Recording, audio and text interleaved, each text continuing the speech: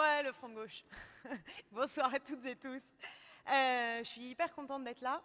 Très heureuse d'être là avec vous tous ce soir, communistes, membres du parti de gauche, beaucoup de militants d'ensemble, tous ceux qui ont fait cette campagne sur ce territoire, et puis d'être aux côtés de Myriam et de tous les colistiers du front de gauche, évidemment Xavier, Sylvie qui est là, d'autres avec qui j'ai l'habitude de militer.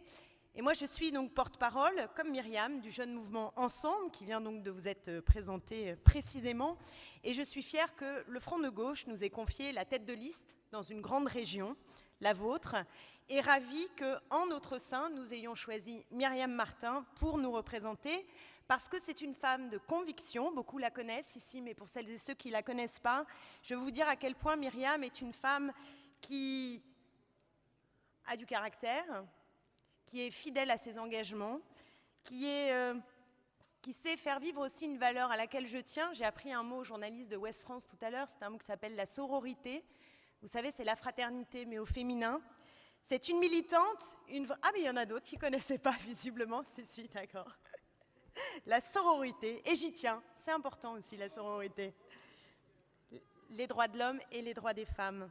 C'est une militante, une vraie militante qui sait aussi fédérer et pour laquelle j'ai une grande estime. Donc je suis très contente, particulièrement ravie d'être là à 3 jours du scrutin. Et c'est un scrutin qui est difficile, très difficile parce que l'Europe a franchement désespéré Billancourt, parce que François Hollande et ses amis ont tout simplement mis la gauche à droite et parce que le Front National prospère sur cette désespérance sociale, sur la difficulté qu'ont les uns et les autres à se repérer dans un débat politique qui est désorienté et dans une situation sociale qui est profondément détériorée.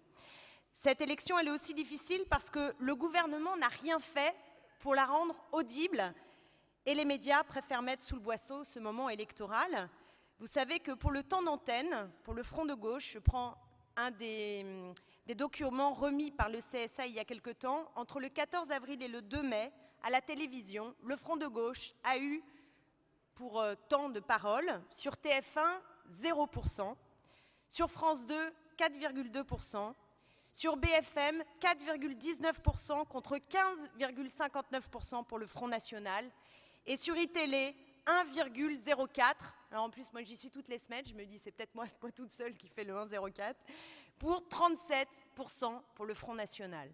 Voilà la situation dans laquelle nous sommes pour mener campagne dans ce pays.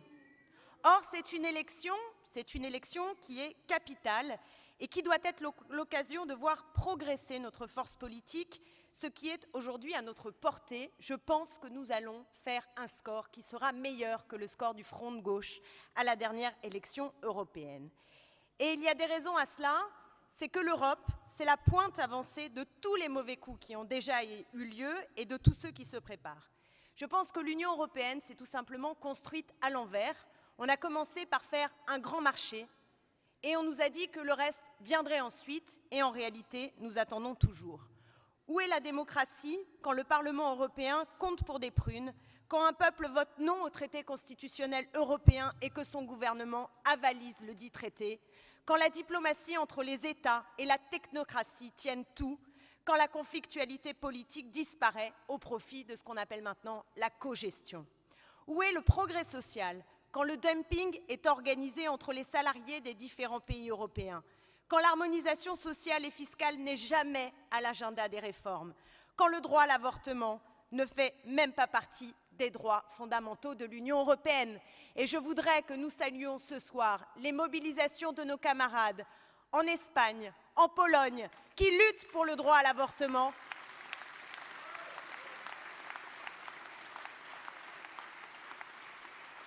Et que nous disions haut et fort que nous ne voulons pas d'une Europe qui n'impose pas un droit à l'avortement, mais qui par contre nous impose de, par exemple, ouvrir le capital d'entreprises nationalisées. Cette Europe marche sur la tête, nous n'en voulons pas, et nous nous demandons également où est l'égalité, le partage des richesses, la justice sociale, quand cette Europe nous oblige à ouvrir à la concurrence des secteurs publics, ou dégage 1 000 milliards d'euros pour les banques. Je dis bien 1 000 milliards d'euros parce au début, quand on me l'a dit, je me le faisais répéter, je disais 100 milliards, non, 1000 milliards d'euros, c'est pas une blague. Vous savez à combien est le Fonds social européen pour les jeunes? Il est à 100 millions d'euros. Et là, on est à 1000 milliards, d'accord? 1000 milliards européens qui ont donc été donnés, vous savez, aux banques privées au moment de la crise des subprimes pour sauver le système sans aucune contrepartie. Et c'est ce qui nous plonge dans la récession économique, c'est ce qui contribue à faire augmenter le chômage et c'est ce qui creuse les inégalités sociales. L'Europe a fait le choix du capital et certainement pas de la lutte contre le chômage et certainement pas la lutte pour le partage des richesses. Où est la prise de conscience de l'urgence écologique quand, je ne prends qu'un exemple, le traité transatlantique, le fameux GMT, TAFTA, il a plein de noms pour noyer le poisson, mais enfin c'est toujours le même, va nous amener son lot de poulet au chlore et d'OGM et que l'Union européenne ne mène aucun des rapports nécessaires pour lutter contre le réchauffement climatique. Cette Europe est profondément mortifère et les peuples doivent tout simplement prendre son destin en main. Et de ce point de vue, il faut le dire clairement, la France est une puissance. La parole de la France en Europe, elle compte. Si demain, ou si hier, François Hollande avait fait le choix de tenir tête à Angela Merkel et de dire que les règles du jeu européennes ne sont plus acceptables, alors les rapports de force auraient pu bouger, alors de nouvelles solidarités à l'échelle européenne auraient pu apporter son lot de modifications des traités existants et d'amélioration des conditions de vie du plus grand nombre. Or, qu'est-ce qui se passe? Depuis des décennies, les socialistes et les libéraux se partagent le pouvoir et les postes en Europe. Barroso, je vous rappelle quand même que c'était leur candidat, que c'était leur point de compromis. Et aujourd'hui, pour lui succéder, on nous invente un espèce de débat dans lequel il s'agirait, pour aller voter dimanche prochain, de choisir entre Martin Schulz, le social-démocrate, ou Jean-Claude Juncker, qui est démocrate chrétien.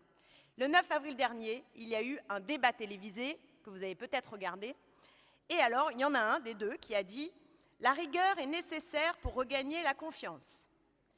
Et l'autre a dit « La discipline budgétaire est inévitable ».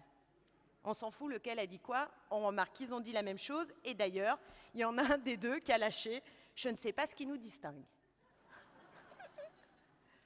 Le résultat, c'est que les citoyens ne voient pas la raison d'aller voter. L'écœurement est donc à son comble et on a au fond un système qui craque sous nos yeux de tous ses pores. Et en France comme ailleurs, les voies de l'alternative se cherchent. Et chacun observe que d'alternance en alternance, rien ne change, ou plus exactement, tout se dégrade. La crise de mon enfance, moi je suis née au moment du premier choc pétrolier, oui c'est ça, le premier, 73. Il y en a eu un autre en 79. Donc cette crise de mon enfance, des premiers chocs pétroliers et puis d'un chômage qui était un chômage débutant, elle s'est muée en fait en crises multiples. Et aujourd'hui, on ne compte plus les S aux crises. C'est la crise qui qualifie le désenchantement moral, la bérésina économique, le désastre écologique, la régression démocratique, la déroute sociale. Et si vous lisez bien les magazines, vous apprendrez même que le couple est en crise. Il n'y a à peu près plus aucun espace de la vie dont on ne dit pas qu'il est aujourd'hui en crise. Et si la crise peut malgré tout se penser au singulier, c'est qu'elle est une crise de civilisation. Elle porte en elle la question du sens et la question du désir. Quel est le sens à faire cause commune si la concurrence libre et non faussée est la règle? Quel est le sens à voter si d'alternance en alternance la politique s'applique la même? Quel est le sens à travailler si c'est pour produire sans maudire, encaisser un salaire de misère et engraisser le capital? Quel est le sens à consommer tant et plus, n'importe quoi et n'importe comment, si la nature intrinsèquement limitée nous lâche bientôt? Nous sommes en quelque sorte à la recherche du sens perdu.